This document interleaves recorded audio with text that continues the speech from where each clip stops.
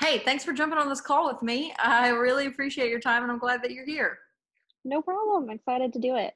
Awesome. So, for everybody who will be watching this in the newsletter, guys, this is Julia. We're going to be talking today about hedgehogs as ESAs or emotional support animals. So, I'm really excited to hear your experience and share that with everyone.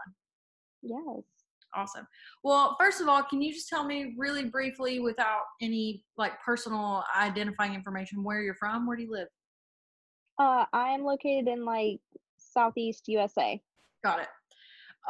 So why don't we just jump right in, and can you tell me about your hedgehogs? How many do you have? How long have you had them? I have currently two hedgehogs. I had another hedgehog in the past, and he passed from just old age, and so I've got these two now. I have Quilliam, who I got first. I rescued him off Craigslist from a really bad situation. So he's a rescue, but I ended up being able to piece it together and track down his breeder. And it was about a year later we got Nubs, and he's actually coming up on a year now, and Quilliam's not quite two. And so those are the two we have for now. We actually are getting a third soon. Okay. So yeah, that'll be fun. So because we're just really big hedgehog people in my family. So who is already registered as an ESA of the two and the one that is coming? Quilliam and Nubs, those two are. The newest baby, he's not yet. He'll take a. We've got to wait a little bit for him, but Quilliam and Nubs both are ESAs. Got it. And why did you decide to register them as emotional support animals? What was that thought process like?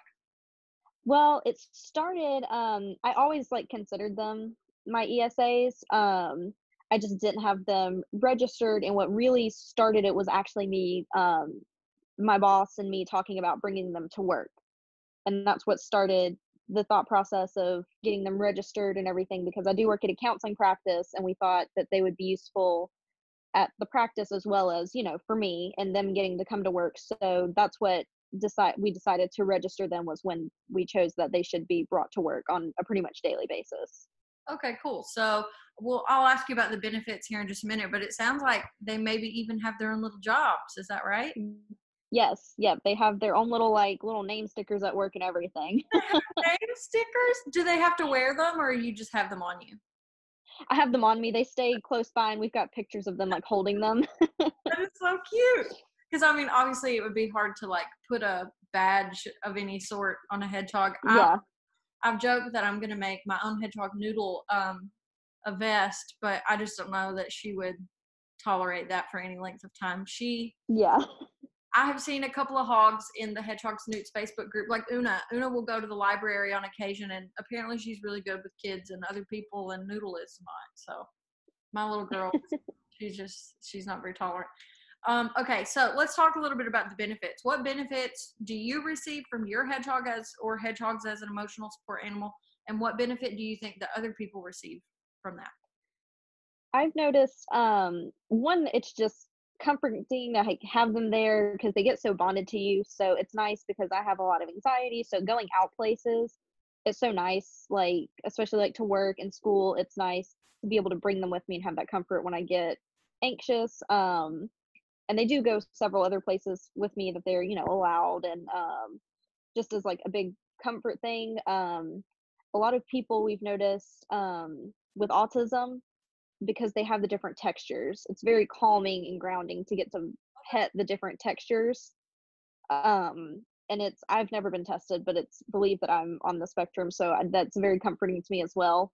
And so that, not only just having my bonded animals with me, but with other people's experiences, mine, I've gotten them so socialized that they're calm around anybody. And people really like to just feel on them, and they snuggle into you, and they're warm, and it's very a comforting experience. It's very good with anxiety and grounding. That was going to be my, one of the questions I wanted to ask you is how socialized they are. So that's really great to hear that they're, I guess tame is not the word, but yeah, well socialized.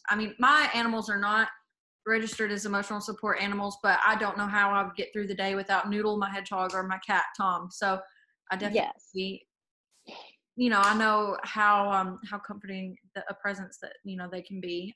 And my hedgehog isn't even. I mean, she's a rescue and she tolerates me, but like I said, she's not super well socialized. So even a hedgehog that's not extremely socialized like yours are is still comforting to me. So, Yes.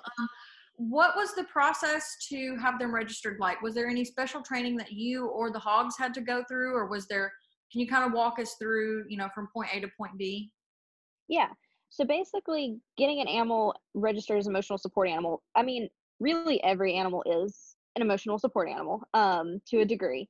And the reason you get them registered as emotional support animals is to be able to luckily I still live at home, and so I don't have that issue, but some people moving into apartments, Mm-hmm. if they really do need that animal to function every day, you can get a letter saying that they should be able to live in this apartment complex with you, even though they don't typically allow pets. We have it for my workplace because our landlord otherwise wouldn't want animals on the property. In my school, whenever I mentioned bringing them, they said, well, if you do have them registered as emotional support animals, we will allow them into the classroom. So really that's the point of getting them registered as emotional support animals. There's no training that me or the animal have to go through. It's just more of being able to bring them into a place that they usually wouldn't be allowed. And like I said, my school, they really didn't have to. They could have said no either way, but they were kind enough to still, as long as they were registered. I personally waited, like the new baby, he'll probably be registered as well, but I wait until they're old enough and are tame enough because I wouldn't want to put anybody in any kind of danger with them or anything. Like Nubs is a little bit more hyper than Quilliam, so he comes. I know which people need to see which of my hedgehogs, because Quilliam's very laid back. And so like Nubs, I didn't get him registered until he was done with quilling, and after 6 months old, I intentionally did not have him registered until he was older, just for my sake. But yeah, they don't have to have any kind of training. Really, any animal can be an emotional support animal because it's used just to bring them into like housing situations. Got it. So for you, you were able to have your hedgehogs in a housing situation that otherwise would not necessarily have allowed them. Yes. And it seems like what I'm hearing is that, even if, and we'll touch a little bit on the difference between ESAs and service animals, but it seems like even if an animal is a registered ESA, there's not necessarily any specific training, but you specifically want to make sure that your animals are well socialized before they're registered and go out into public. Yes. Got it. So, can your hedgehogs travel with you? Can they fly with you? What does that look like? Even as ESAs, they can get on a plane, but they do have to do the undercarriage travel. It is only service animals, and I believe it's even with service animals. I believe at this point it's just dogs that can actually get on the plane with you. Even as emotional support animals, they would have to fly undercarriage. Right. And so they still do have a lot more limits than service animals since they aren't providing an actual like service. Got it. Yeah, when I'm no expert on hedgehog travel, but I had to take a work trip last year and I couldn't purchase a ticket for Noodle. The Southwest representative messaged me back and was like, the thought of a hedgehog buckled into her seat is so cute, but you can't even purchase a ticket for them. So Southwest, I understand, is a little bit different. Every airline is a little bit different, but yeah, they wouldn't do undercarriage or allowing her to purchase a ticket. I say that as if she's like on the computer buying it. But, Yeah. so that's something, for people to consider is that I ended up having to do a 12-hour road trip instead of flying. Not that it is necessarily has anything to do with ESAs, but that's something that here at SPLOOT we're going to try to look into a little bit more to understand how every airline is different and what, safety recommendations might be made for hedgehogs, because a lot of people have questions about that. Yes. So let's talk a little bit about the difference between an ESA and a service animal. Are you, or do you feel comfortable talking about the differences between the two of them? Oh yeah. So yeah, once again, service animals actually do provide some sort of service besides emotional comfort. They're going to dogs, horses, things like that. They do provide something besides just the emotional comfort. Like, dogs can help with seizures, and they can detect if blood sugar levels are going to drop. They can do actual service, and they, obviously they can help be like guide dogs and things like that nature. Emotional support animals, they're not trained in any capacity. They are there just to provide emotional comfort for you. And that's why service animals, they can go into grocery stores and restaurants and things like that because they are needed for that person to function physically and emotionally. Where, like, my hedgehogs, they aren't going to save me from anything physical.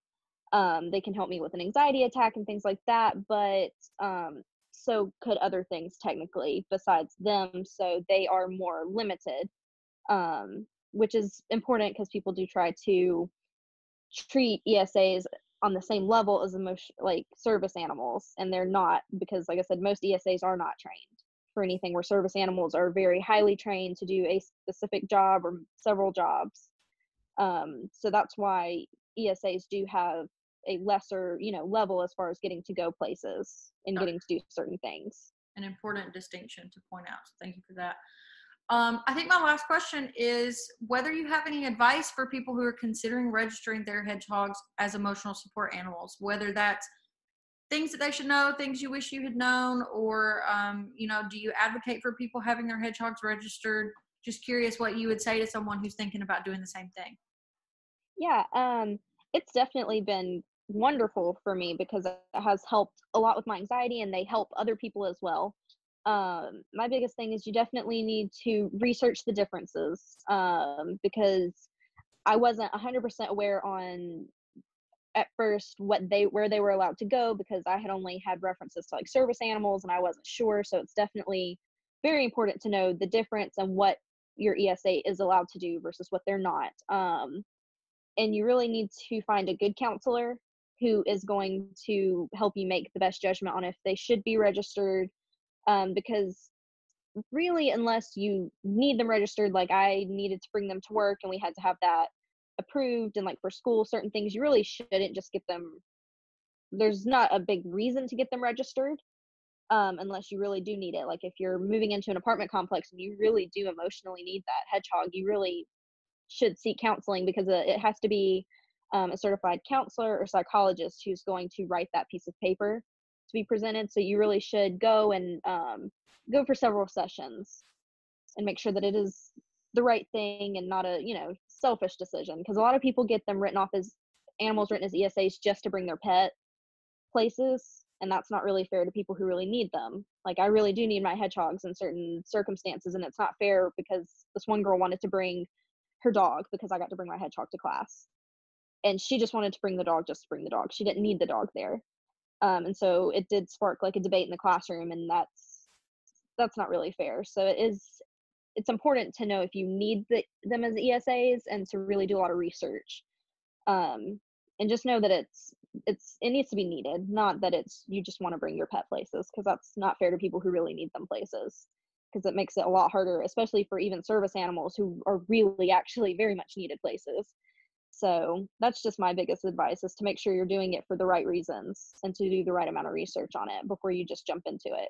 That is a really good point. I mean, unfortunately, sometimes you do see people, take advantage of bringing a pet into a situation, and maybe they act a little out of pocket, and suddenly it makes it very difficult for people who actually do have those highly trained service animals, or emotional support animals who provide real comfort, or a service animal providing a real service. So that's a good point to bring up.